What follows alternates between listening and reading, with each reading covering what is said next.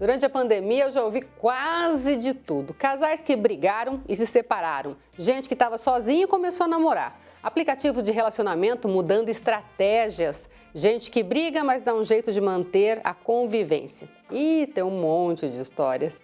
Ficar junto por mais tempo, longe por mais tempo, se comunicar apenas pelo mundo digital, acabou mexendo com casais e com famílias inteiras também. Para falar sobre relacionamentos em época de pandemia, chamamos nosso parceiro psicanalista Jonatas Liache. Tudo bem, Liache? Tudo bem, Elaine. Bom, tem de tudo, né? A convivência muito próxima provocou alguns problemas e a muito distante também. Impressionante, né? Você tem uma coisa extremamente marcante que ressalta diante de todo esse quadro aí por causa da pandemia é a afetação nas relações. Como você disse agora no início, a gente que não consegue ficar sozinho, está procurando um jeito de se encontrar, e a gente que não consegue se suportar, estando presente mais do que aquele tempo tradicional, corriqueiro da sua rotina diária. Então, a pandemia ela revelou isso, né? O como que nós somos incapazes de, por um lado, ficarmos sozinhos, e, por outro lado, não conseguirmos ficar muito tempo juntos. É por isso que o ser humano é interrelacional, ele é a essência, a expressão maior dentro da criação, vamos dizer assim, do ser que precisa se relacionar. Tem os filhos também que voltaram para a casa dos pais por conta de estarem sem aulas, de repente, né? Que moravam em outras cidades. Aqui em Maringá, por exemplo, tem um monte, né, de jovens. Com certeza. Nesse aspecto, a revelação de que nós somos muito frágeis nas nossas relações. Por quê? Porque a gente estabelece nosso relacionamento em cima de um padrão corriqueiro, rotineiro. Então, quando a gente quebra essa rotina e faz com que a nossa relação se transforme do dia para a noite, a gente tem que se adaptar, mas só que nós somos seres que nos adaptamos muito lentamente. Muito, muito lentamente. Então, especialmente nas relações. Por isso mesmo que há esses atritos, né? Os filhos mais presentes em casa, mais tempo em casa, muda toda a rotina da casa. Quem fica mais tempo em casa, seja mulher ou seja o homem, vai ter que ajustar a sua rotina a essa nova modalidade. A próprio casal. Então, se tem o marido que trabalha fora, a esposa fica em casa, ela vai ter que se adaptar mais. Se a mulher e o marido trabalham fora e vêm para casa e ainda tem mais os filhos que não estão saindo, enfim, a questão maior é o tempo de adaptação, Elaine. Nós não estamos acostumados. Se você perceber, por exemplo, em todo o reino animal, no reino animal selvagem e doméstico, você vê os animais nascem quase que já independentes. Então, você vê um cãozinho, um gato, um cavalo. Você pega um animal grande, como um elefante, por exemplo, deu à luz, deu à luz ali, e em alguns minutos aquele elefantinho já está andando, meio que tropeçando e procurando a mãe para amamentar. E o ser humano? Se não for a mãe para pegar e trazer ele no peito, ele não mama. E para andar, não antes de 10 meses ou 1 ano de idade, vai conseguir andar ainda com a ajuda dos pais. Então, de todo o reino animal, o ser humano é o mais dependente, ou seja, ele demora mais para se adaptar às relações. Agora, claro que não existe receita, né? Cada relacionamento é um relacionamento, aí independente se é relacionamento amoroso ou entre familiares. Mas a gente sabe que tem uma coisa que precisa ter, né? Que é a compreensão do outro, né? Pois é. Como eu falei para você, na demora dessa adaptação, aí surgem as imperfeições. A gente vive no século XXI, que é o século da super extrema rapidez, tudo é muito rápido, inclusive os próprios relacionamentos.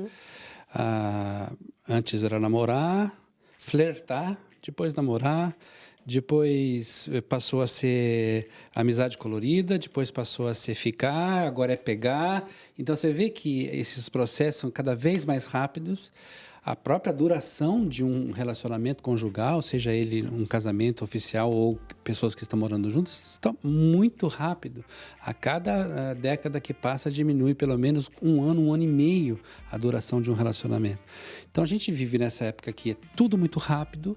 Então, quando a gente se vê obrigado a gastar tempo, a estar junto obrigatoriamente um com o outro e não tem para onde ir, não tem o que fazer, você realmente entra num choque. Tem que ter uma adaptação muito mais rápida. E aí a paciência também é super importante, né? É claro que muitas vezes causa uma irritabilidade que, assim, fica difícil até da pessoa entender por que ela está tão irritada, né? Mas trabalhar talvez a paciência, a calma, não que seja fácil. Não é fácil, nunca será, né? Até no tempo normal, sem pandemia, a gente tem essas dificuldades. Mas eu vejo assim, que o ser humano, ele precisa dessa proteção. Ele necessita, né, como eu falei agora há pouco, em comparação com os animais, ele precisa mais desse cuidado, desse apego. Então, ele desenvolve na vida essa situação de desamparo. A psicanálise trata a angústia do ser humano como o desamparo. Sente-se desamparado mediante a falta de alguma coisa. O Freud chamava o objeto que lhe falta. O Lacan falava o pequeno objeto A, aquilo que está faltando.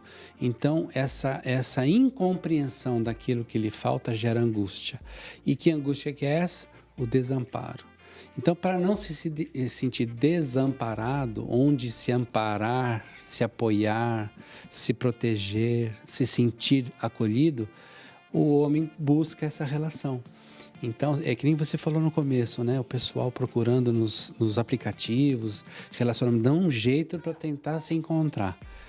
Mas você vê que loucura que a gente está vivendo a partir dessa obrigação.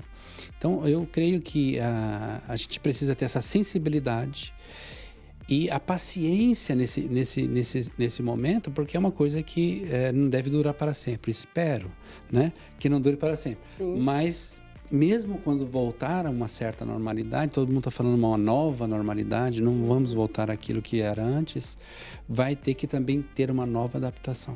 E você acha que um bom bate-papo é sempre importante ou dependendo da situação é melhor não falar porque pode colocar mais lenha na fogueira? Eu sempre sou a favor de novas rotinas.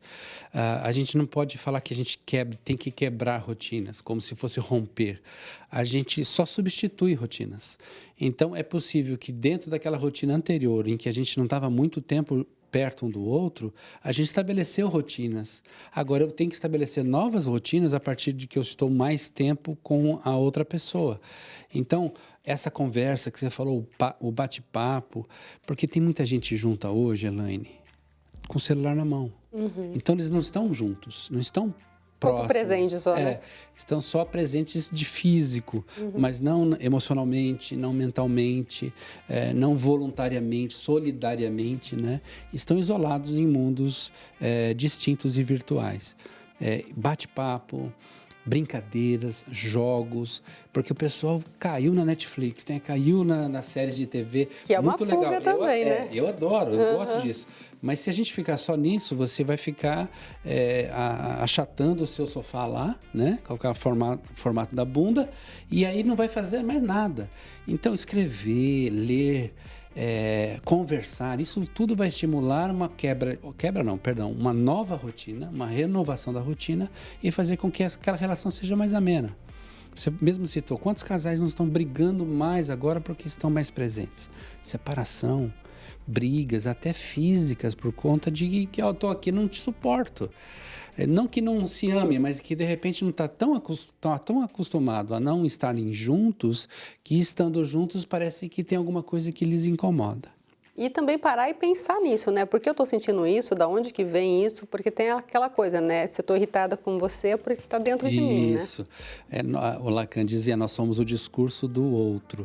Então, e o Freud falava, quando Pedro fala de Paulo, eu sei mais de Pedro do que de Paulo. Quer dizer, eu sou um reflexo do outro. Se eu estou incomodado com você, o que é que dentro está acomodado, cômodos. O que está acomodado dentro de mim? O que me incomoda? Se alguma coisa em você me irrita, me deixa ansioso, então talvez alguma coisa a partir de você evoca em mim situações minhas anteriores e que estão relacionadas talvez até a outras pessoas, mas que por algum motivo na nossa conversa, no nosso contato, olhando para você ou na sua fala, isso me remete àquela pessoa. Então, eu preciso olhar para dentro de mim antes de culpar o outro. Certo, muito obrigada, então. Imagina, eu que agradeço.